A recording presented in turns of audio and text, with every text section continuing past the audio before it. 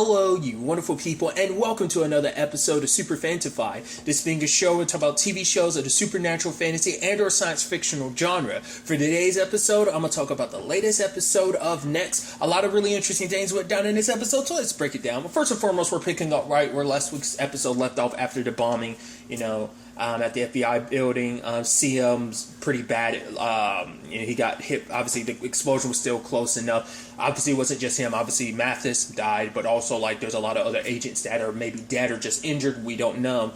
And obviously, seeing Gina so concerned about him, which is they have their bad blood. In particular, she has a lot of issues with him, but it's in this moment, she's worried about him. And so, luckily, the ambulance or the medics come and pick him up. But, Ben shows up and he's like, yeah, it doesn't look like the device was, tampered with. It looks like someone might have just taken it. So, Shay immediately thinks, okay, she gets the feeling it was Paul. So, when it's all said and done, she tells Gina to go with CM. And she's like, I'm the last person he's going to want with him. And it's you need to be there to look after him. This thing is targeting all of us. Then Ben comes, he's like, yo, the car that your husband is somewhere in, it got impounded 15 minutes ago or something like that. And it's well, that's all I know. Because we saw Ben get a message as Shay left the room. The moment that happened, I was like, I don't trust him.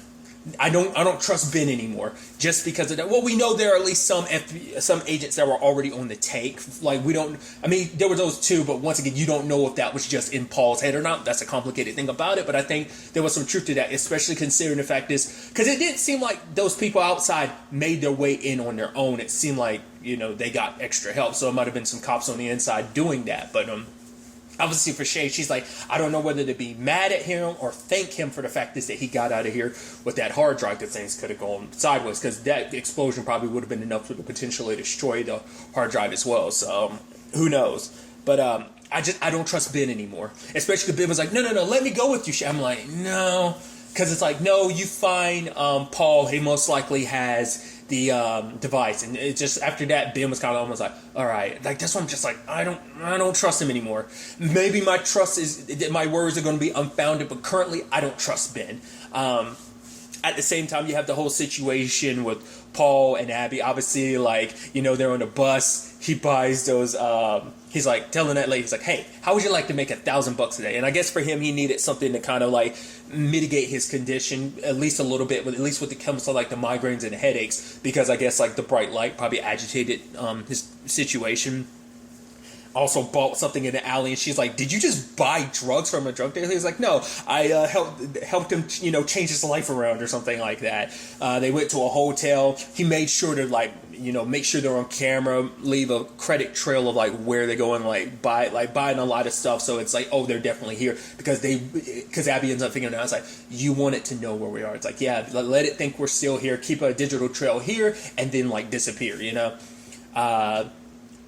But there's a little bit of back and forth between Paul and his daughter, because obviously she's when she was I think she said she was either when she was in 8th grade or when she was 8 years old. I don't remember. It might have been when she was 8. Basically, her dad took her to a trip to Costa Rica. It's do you remember? He remembered bits and pieces, but not everything. And it's she enjoyed it because she was oh yeah, the view was amazing and stuff like that. But then he was I can't talk about this right now. And then she studies the drive, and he starts getting paranoid. He pushes her away, being what did you do? Who told you? Did it get to you? She's I'm sorry. She starts crying and freaking out. He's I'm sorry. He's I'm so sorry. And it's in that instance, considering his, he's already paranoid, and considering the situation he's in right now with this whole next thing makes it a situation where you have to be paranoid, because just because you're paranoid doesn't mean they're not after you. But it's complicated when you are in fact mentally paranoid, aside from just your current circumstances of just dealing with this highly intelligent AI, but also just you naturally being paranoid because of his medical conditions. But his daughter's your Uncle Ted said you were sick. When did you talk to him? So now that's going to start correlating some stuff. It might start connecting some dots if she brings it up, but it's that's beside the point. Are you sick? And he's finally says yes. And he's just he talks about the fact is that he just wanted to, have lunch with her, be close to her. And she's whoa, why are you talking he's this isn't the time to have that conversation. We got to go. There's some underground stuff. It's obviously he's not filling her in on everything, but when they eventually get to the car, it's wait, where'd you get this car? It's I bought it off so it's you bought it off that drug dealer. It's yeah. But then she's just tell me, what's going on? Like, how much time do you have? And like, how bad is it? And he doesn't he's like, we gotta go. And on the drive, I thought was kind of an interesting conversation they had, because she was like, that day you took me to Costa Rica, like, she was like, you were going on a business trip, and I said I hated you, and then you drove, like, when I was on the bus crying, you know, on the way to school, you drove beside us and then eventually stopped. He's like, yeah, the bus driver wanted to kill me. She was like, why did you do that? And for him, it was like, it's even sad reason being like, your mom had just given me divorce, was asking me for a divorce, like, right after you left for school. So he's like, I didn't know the next time I'd see you again, so I just wanted to spend time with my little girl. And I think that probably makes her feel a little conflicted, because for one, that's all she's ever wanted. She's always wanted time with her dad, but she feels like work has always came first, and it's just, I mean, that's the sad side of genius. Like, a lot of your personal life kind of lapses, and that's just one of those instances. You kind of feel real bad for him, you know. But I think for her, she kind of feels a little conflicted, because it's like, I'm sure there's a part of you that's like, oh, I'm sure there's a part of her that's like, oh, well, I'm glad that you decided, like, that shows that you do care about me, that you did want to spend time with me. Plus, it probably reinforces, like, that you really are short on time. If you know, it adds to, like, oh, why he wanted to have dinners with her, lunches and stuff with her, why he's trying to be so close to her, like, be more in her life now, because, you know, just like then, just like now, he doesn't know when he'll see her again, so he just wants to spend time with his little girl. Granted, not the circumstances he thought he'd be under, you know, spending time with her, but still, you know. But then he sees those two people, he sees, like, that car following, and I'm like, once again, is this real? Because there were those two agents, so they could have been sent after them by next. Or, because at first I was thinking, like, the car behind him, I was like, oh, it's got to be Ben, because we know Ben was slowly closing in on the trail because he followed the money trail. But I'm like, that's what I'm like, I don't know. Maybe we're going to find out Ben isn't as bad as I think. But I think that's going to be the irony behind it, just because CM's got a complicated past, but it's ultimately going to end up being Ben that potentially betrays the group, the team. I think that's what it's going to be. And we're already setting the stage for, like I brought it up last episode, now that Mathis is dead, they tried to keep this as tight-knit as possible, so no one outside of that group knows, like, the ins and outs about what's going on with this next thing, because they didn't want him to sign it off to some higher, like, ranking people in, you know, the FBI, because, like, if he signed it off, because obviously, like, Ben talks about it, like, Division showed up asking where you and Paul were, and it's like, yeah, but it's like, we're going to be fugitives now, and it's like, well, we can't, all we have is this team, we can't trust anybody, so Ben, don't go back to the FBI building, because that might be, we don't know who this thing has gotten to, you know, so it's in that same vein of what I was talking about, like, this is getting to that point where it's like, they are kind of on their own, because no one else, higher authority-wise, knows what they were up to, so it kind of puts them on the outs, with everything, so... I'm curious to see, like I said, whether, like I said, my feelings are unfounded when it comes to Ben. It's just that message once again, it kicks in your own paranoia where you're like, I don't trust Ben now. I don't trust Ben now. But at the same time, there's a whole situation with Gina and CM, and I thought was actually pretty dope. Her being like nuisance to, like, the doctors being like, we're under a cyber attack. You can't put them on anything electronic. It's like, well, there'll be we can find some ways around that. So luckily, Gina is being very overprotective, like checking, like, the payments he's supposed to be getting. Like, it's like she's checking it up and like, all right, okay. So he's, set my watch for the next 6 hours and everything. And CM wakes up and it's like, oh, you're here. Like, oh, the boss. She's like, the boss asked me to look after you. It's like, oh, the boss must really hate me then. But kind of explaining everything. And the sad thing is, CM blinked. Because obviously she was going through his wallet and she saw that he had, like, a wife and kid. And it's like, oh, because she doesn't know it. Because in her mind, it's like, oh, like, CM's just like this, like, loner, neo-Nazi. So now to find out, like, oh, wait, you have a family and everything? You have a kid? Like, oh, I didn't know there was this. Obviously, because she's never really taken the time to really. I would assume Shay would know. Like, her being the one that brought him in, I would assume she knows, like, the ins and outs of his situation. Considering her circumstances, that might bring a little, like, commonality a little bit between her and CM, but we'll get to that soon enough. But I think Gina never wanted to get to know him, so this is her probably seeing a different side of him, especially when he breaks down being like, she's like, yeah, he is like, when he was lying on the floor, and he was like, yeah, like, I was blacking out. I was thinking that this was the end. She's like, you wish. And he was like, yeah, I did. He's like, I wasn't scared. I was just kind of going to accept it. Because for him, he blames himself because he's like, I didn't know that guy but you know that guy because of the look in his eyes. Because obviously he's like, hell, I could have been that guy, if things hadn't been different in his life. Like, that would have been him, just so full of hate, and it's like he blames himself. It's like, it's my fault, like, all this happened, it's because of my past, because of all that. Like, I'm the reason why so many people might have gotten killed or hurt. This is on me, So, but, there was even later on when that nurse is cracking that joke of like, oh, we haven't killed a patient in like a week. And he's like, huh. I was like, I get it. It's meant to be funny. But even now I'm like, that's a dark joke and situation. I mean, granted, it's meant to be lighthearted. And obviously he takes it lighthearted as well. But I'm like, oh, that's not a joke you want to hear your nurse joking about. Like, obviously it's the context of it's a show. So, but still, like, it's just kind of like, ugh. But I love that Gina was being protective, but being like, whoa. What group are you part of? And the guy was like, would something. It was like, she just looked at him and just assumed, and it was just like, lady, I'm just here to see my wife. And so, Gina kind of felt bad, but luckily she came inside time. I quote unquote attacked the nurse. The nurse was like, oh my god, this woman needs to leave. She assaulted. It's like, no, I'm with the FBI. You need to leave. No one checks on this dude unless they get by me. And then like Siam's looking at her and she's like, what? It's like, he's like, you saved my life. She's like, the boss wanted me to. And it's just kind of like, Siam's like, nah, you can say what you want, Gina. You care about me. You care. And it's like, she's almost got to look like, don't think too much of it. It's like, oh, that's super sweet. So seeing their relationship has already turned around a little bit because, like I said, in these scenes, she got to see a different side of Siam because now she's seeing him more as a person rather than like the neo-Nazi she always saw him in. Because I brought it up last episode, like it's a situation where it's like no one just naturally hates. You learn to hate. Hating is a learned behavior, at least when it comes to like racism and stuff like that, because it's like it's kind of passed down. Like if someone it's a passed down. I mean, there's other factors, but I think a big factor is it being passed down. Whereas, like, you look at certain people a little differently because he talked about it. Like, oh, his dad took him and his sister to a place, and it's like, oh, if there was a black person behind the counter, it's like, nope, we're going home. And if you complain about eating leftovers, you get the belt. So it's a combination of just when you're living in that world, you're almost sadly doomed to repeat that by you get surrounded when that becomes your life. Like you're more likely only to go down that one path. So I thought that was kind of interesting. Another side of this thing is the whole Ted thing, because obviously Ted is already like there's rumors on the internet about him being like on the outs of Zava. So his wife is saying like, you don't need them, you made that company what it is. But Ted's just kind of in a low point, left a message for his wife on like a pad or whatever, and it's just like everywhere he's going, like devices are lighting up, and I was like, but then he got in the car.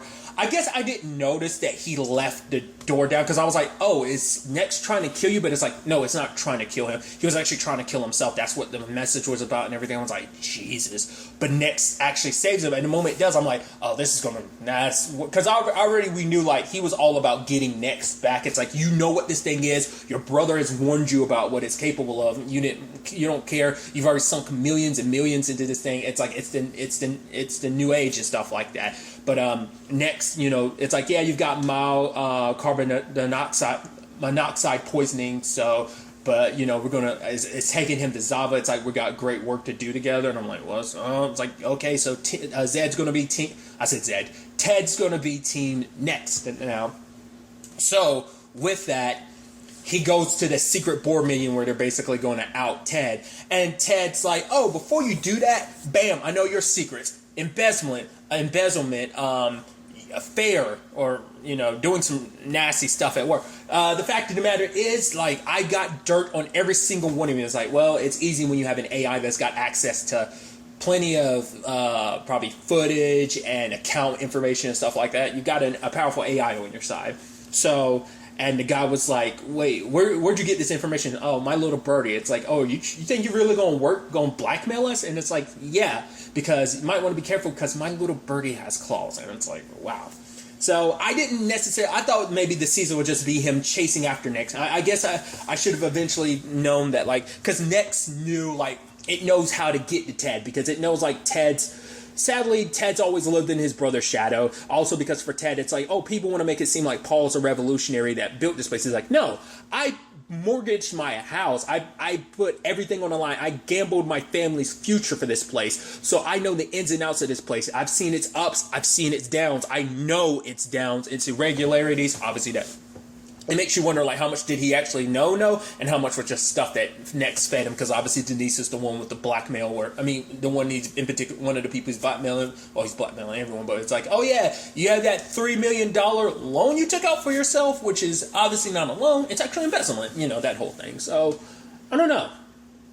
But he brings Serena into it as well by being like, hey, like, this is beyond just you and me. This is the company's future. Like, this thing has plans for the world. And even brings her to the phone. It's like, I need to know how committed you are. So he shows her where Next is. And it's like, it's going to uncompress itself so it can go to its maximum power. And it needs our help. And it's just like, oh, Ted has drunk the artificial Kool-Aid. It's like, your brother, but I guess it's like because this thing helped him. And you can almost make the argument maybe because of Ted's need to, like, be better than his brother, he's drinking the Kool-Aid. And it's like, oh, this Next thing isn't as evil as people think. It's like, this thing has murdered people. It is murdered 3 people at the very least. Well, more so because it set up the situation with the FBI building. So it's like, this thing has killed multiple people, but it's, I'm sure Ted doesn't really care. I don't know if he's even correlating that all being the same thing, but whatever. He's a little self-centered in that all he cares about is himself. Once again, when it came to his niece, it's like, yeah, Dad's acting weird. It's like, oh yeah, your dad's just acting, your dad's sick. It's like, at that time, he could have warned, it's like, okay, your dad is sick, but it's like, he is also kind of right about this. It's like, no, like, he didn't warn his niece about it, so it shows you where his priorities are, is my point. So it's surprising, but at the same time, not too surprising to see his current circumstances, him working with Next. So there's that. Then there's the whole situation with Narciso's working, obviously teaching Ethan how to fish and everything. And him and Ty are just like, oh man, you want to come fishing with us? It's like, no. It's a father-son moment. Y'all going to bond over this. And he's walking away. You see the tattoo. I was like, okay, all right, got that. Now reveal the fact is that he's Shay's dad. But the moment she walks in and he's got the gun and everything, and I'm like, I was like, so I was like, maybe I was wrong. Maybe that's not her dad. I don't know why I questioned myself. I was like, it definitely is, because I was like, well, he was in prison and stuff like that. And the fact that I was thinking, like, then I started thinking, well, maybe that's not her dad. Maybe that's just someone she locked up. But it's like, for him to end up in a particular prison, he ended up like, it's not even a prison in the States. That's why I was like, huh. But it turns out, like, obviously, like, she's got the knife ready and stuff like that. And obviously the conversation comes down to, because he's like, oh, where'd you grow up? And he's naming all these places. And it's like, oh, yeah. And it's like, oh, yeah, she's FBI. He's like, oh, she's FBI, huh? It's like, oh. And he mentions her mom. And it's like, Ty's confused. He's like, whoa. How you know her mom? It's like, oh, he's my father. It's like, you said your dad was dead. And it's like, oh, I'm sure she wishes I was. But now it's like, Ethan, go wait in the car. And obviously what it comes down to is the moment he said the line, I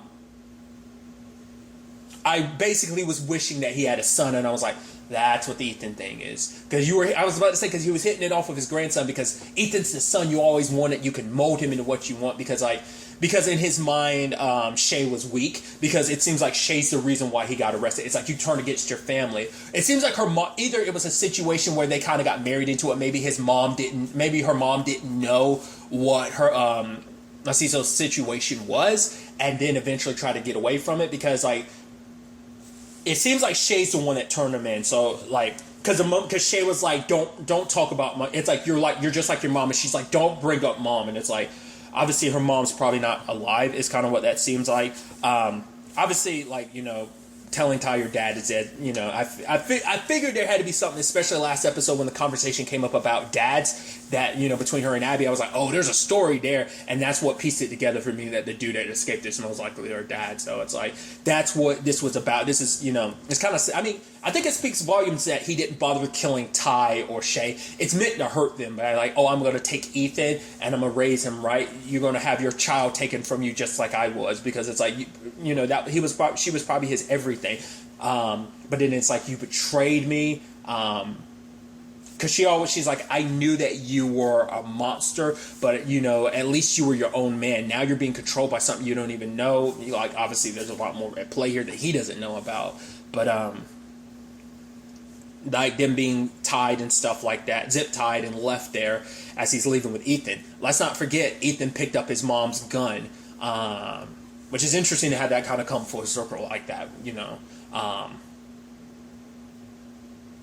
So it's probably not going to go the way her dad thinks it's going to go with the whole Ethan thing, but that's kind of like a rough turn of events. So it's going to be interesting to see where things kind of go on that front, Because obviously it's like with her dad in the picture, it wants to screw Shay over by bringing back ghosts from her past, but also screwing her over because like she's going to be so focused on that, she's not going to be focused on taking down next. So, like, bringing another problem into her life that she has to deal with rather than focusing on it. Now, it can give itself a little more leeway. It still needs to take care of Paul and Abby, but I think that's going to get covered by the Ben situation. Like I said, that depends. Obviously, Gina's, like, trying to cut off CM's, like, ankle bracelet because it's like, we need to get out of here. The moment you're able to walk, we need to get out of this hospital. That thing almost got you set up to get, like, overdosed, so...